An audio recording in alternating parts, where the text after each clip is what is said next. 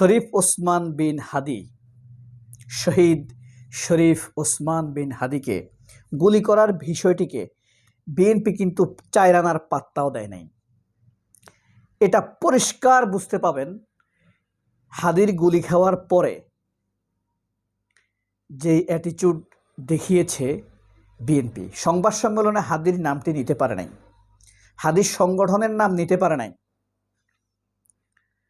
তারপরে ইনকিলাব পার্টি বলছে, ইনসাফ পার্টি বলছে। হাদিকে তারা কতটা গুরুত্বহীন মনে করে এটা হলো তার প্রমাণ। কিন্তু যখন দেখলো হাদিকে সিঙ্গাপুরে, এরপর থেকে যখন দেখলো যে হাদি প্রচারণা দেশ থেকে দেশের বাহিরে, ভারত, পাকিস্তান, নেপাল, ভুটান, শ্রীলঙ্কা সবখানে হাদিকে হিরো হিসেবে সবাই ট্রিট করছে। জাতিসংঘ থেকে হাদিরকে গুলি করার নিন্দা জানিয়েছে। আপনার মার্কিন রাষ্ট্রদূত যাদের হাদিকে গুলি করার নিন্দা জানিয়েছে, জাতিসংঘের লোকাল প্রতিনিধিও আবার নিন্দা জানিয়েছে। তাহলে দেখেন, হাদিকে গুলি করার নিন্দা জানানো উচিত ছিল সবার আগে বিএনপির, কারণ তারা দাবি করে তারা সবার বড়। কিন্তু তারা কিছুই করে নাই। উল্টা হাদিকে যেদিন গুলি করলো সেদিন তারেক রহমান দেশে আসার ঘোষণা দিল। মানে হাদিকে গুলি করা এটা কিছুই না। ফ্যাক্ট হলো তারেক রহমান দেশে আসার পর থেকে জামায়াতকে ঠেকানোর জন্য নানান রকম তৎপরতা হাতে নিয়েছে। জামায়াত একটা ভালো কাজ করলেও সেখানে তাদের নেগেটিভ ইন্টেন্স খুঁজে বের করবে। জামায়াতের আমির অসুস্থ খালেদা জিয়াকে লন্ডনে দেখতে গেছে, এটার জন্য বিএনপি জামায়াতকে মেলাইন করেছে এই বলে যে জামায়াত তারেক জিয়ার কাছে সিট চাইতে গেছে। এই হলো তাদের ভদ্রতা, সভ্যতা। ফ্যাক্ট হলো বিএনপির যারা ভারতপন্থী বা তা উপরি খাওয়া দালাল, যারা কষ্ট করে নাই, মাঠে ময়দানের আন্দোলনে ছিল না, তারা সব সময় চায় শুধু জামায়াত না, যারা ইসলামকে লালন করে, দেশপ্রেমিক, তাদের কাছ থেকে বিএনপিকে দূরে সরিয়ে রেখে বিএনপিকে নিজের মতো করে ব্যবহার করা। আর খালেদা জিয়া দেশপ্রেমিক, তবে সরল মনা, ক্রিটিক্যাল না। সিচুয়েশন অ্যানালাইসিসের যেমন নিজে করে না, তারেক রহমানও সিচুয়েশন অ্যানালাইসিস করে না, বিশ্বাস করে কিন্তু তার বিশ্বস্ত ফিলারগুলা সব ঘুনে খাওয়া। এখন দেখেন, তারেক রহমান বিমানবন্দরে দেশে এসে বক্তৃতায় হাদির কথা বলেছে, হাদির রাওয়াজাহ বা কবর জিয়ারত করতে গিয়েছে, হাদির জন্য শোক জানাচ্ছে। এগুলা সবই হলো আন্তরিকতাহীন রাজনৈতিক খোলস। কারণ হলো বিএনপি কোনোদিন আমি দেখি নাই যে তাদেরকে লালন করে, ধারণ করে, তাদের উপকার করে, তাদেরকে বিএনপি উপকার করছে এটা আমরা দেখি নাই। বিএনপির জন্য একটা লোক মারা গেল, তার জন্য সে কি করে, বাসায় 1 লাখ টাকা দিয়ে আসে, 1 লাখ টাকা দিয়ে আসে। যাই হোক, বিএনপির প্রথম অপতৎপরতা হাদিকে মেলাইন করে দেওয়া, হাদিকে ডাউন করে দেওয়া। এখানেই কাশেম সোলাইমানের মতো জামায়াতের যে রাজনীতিটা, এটাই জামাতের এই রাজনীতিটা, এবং এখানে জামাত রাজনীতি করে নাই, কিন্তু ভালো একটা রাজনীতি হয়ে গিয়েছে। এই যে ইনকিলাব মঞ্চের যে পৃষ্ঠপোষকতা, হাদিকে যে ভালোবাসা ধারণ করা, তারেক রহমানের কবর জিয়ারতে ওইটাকে মোকাবেলা করতে পারবে না। শিবিরের সদস্য সম্মেলনে হাদির জন্য কেঁদেছে, হাদির জন্য স্লোগান হয়েছে। ছাত্রদল বা বিএনপি হাদির জন্য একটা মিছিল করেছে ছোট্ট। একটা কথা এখনো বলে নাই কেন হাদিকে হত্যাকারীরা এখনো অ্যারেস্ট হয় নাই। বিএনপি একটা কথাও বলে নাই। এখানেই জামায়াতের কাছে জামায়াতকে হারানোর তৎপরতা করতে গিয়ে বিএনপি নিজেই হেরে গেছে। বিএনপি কিন্তু সাধারণ মানুষের কাছে হেরে গেল। এরপরে দেখেন প্রার্থী জটিলতা, এনসিপিকে দিয়ে জামায়াতের সাথে খেলানোর চেষ্টা করছে। এনসিপিকে না, এনসিপির একটি গ্রুপকে দিয়ে যাদের জনপ্রিয়তা নাই। হ্যাঁ, ডাক্তার তাজনুবা এর কোনো জনপ্রিয়তা আছে?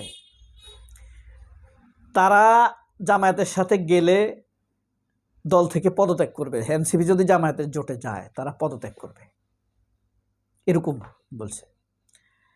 আবার নাহিদ ইসলাম চাইতেছে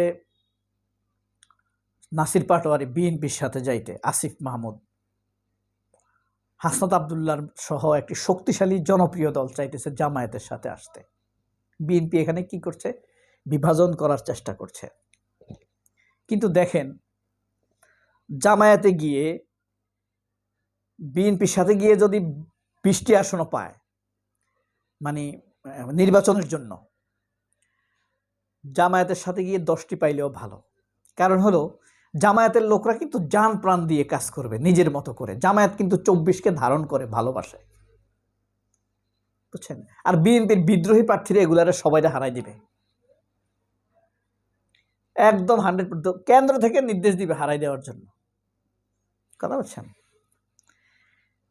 এই কারণে জামায়াতের কাছ থেকে যদি এরা 10টা পায়, আমার মনে হয় 10টাই জিতে আসবে এনসিপি। বিশ্বাস 10টাই জিতে আসবে। আর বিএনপির সাথে গিয়ে যদি 20টাও পায়, 1টা-2টা জিততে পারে, কারণ বিএনপির লোকরা আন্তরিকভাবে কাজ করবে না, বুঝতে পারছেন? এরপর আরেকটা অপতৎপরতা চালাইছে জামায়াত এবং মামুনুল হক এবং চরমনাইয়ের জোটকে কলাপস করে দেওয়ার জন্য, ভেঙে দেওয়ার জন্য। অথচ জামায়াতের নেতৃত্ব কিন্তু লোভী নেতৃত্ব না, অর্থলোভী নেতৃত্ব না। চরমনাইয়ের নেতৃত্ব অর্থলোভী নেতৃত্ব না, তবে ফাঁদে পড়ে যায়, তারা ফাঁদে পড়ে, চরমনাই ফাঁদে পড়ে। চরমনায় আরো জনপ্রিয় থাকতো যদি আওয়ামী লীগের ফাঁদে তারা না পড়তো নানান সময়, বুঝতে পারছেন? তো এই যে তৎপরতাগুলো দেখেন, চরমনাইকে 8 দলীয় জোট ভেঙে দেওয়া। জোনায়েদ সাকিও কিন্তু 8 দলীয় জোটে আসার কথা ছিল, জোনায়েদ সাকিকে নিয়ে গেছে। দেখেন, জোনায়েদ সাকি, ববি হাজ্জাজ, এরা কে কি কার কসুল মাথা ফালাবে? এরা এমপি হবে না। আন্দালির রহমান পাঠ্যু এমপি হবে? নো, হবে না। হিসাব ক্যালেন্ডার মার্ক করতে পারেন। নুরুল হক নূর মর্যাদা নিয়ে হেরে আসবে। মর্যাদাকর হারা মানে হইল জামানত টামানত যাবে না, মোটামুটি এগুলো তুলে আনতে পারবে। তবে জামায়াতের সাথে যারা ইলেকশন করবে তাদেরকে টাকা, নির্বাচনের খরচ সব দিবে জামাত, বুঝতে পারছেন? এই যে বিএনপির তৎপরতাগুলো, তারেক রহমান আরো কিছু তৎপরতা চালাবে। সর্বশেষ তৎপরতা কি চালাবে জানেন? মুক্তিযুদ্ধ ইস্যু। এগুলো এখন আর মানে বিশ্বাসই করে না মানুষ। এগুলো বললেই বলে যে আওয়ামী লীগের কথা বলতেছে, ভারতের কথা বলতেছে।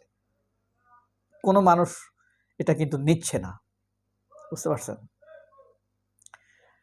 এবং এটাকে খাবার হিসাবে দিয়ে মিডিয়াকে জামায়াতের বিরুদ্ধে লেলিয়ে দিতে পারে।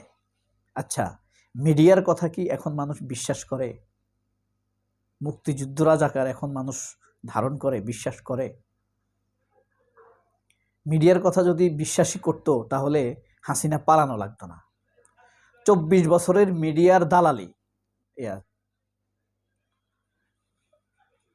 এই 17 বছরের, এখনো কি থেমেছে? নাকি আমরা তাদেরকে থামাতে হবে? প্রথম আলোতে কোনো সন্ত্রাসী হামলা করে নাই, কোনো উগ্রবাদী হামলা করে নাই। এরা এটা ফ্রেমিং করছে, বিএনপি এটা ফ্রেমিং করছে। প্রথম আলোতে হামলা বাংলাদেশের 90% মানুষ সমর্থন করে, কিন্তু এভাবে না, বুদ্ধিবৃত্তিক হামলা হওয়ার দরকার ছিল। প্রথম আলো নিপাত যাক, ধ্বংস হোক, এটা এই দেশের 90% মানুষ চায় চায় চায়। আপনি আপনার কথা বলেন, আপনি চান না? যদি আন্তরিকভাবে এই পর্যন্ত ভিডিও দেখে থাকেন বলেন। আল্লাহ হাফেজ, আসসালামু আলাইকুম।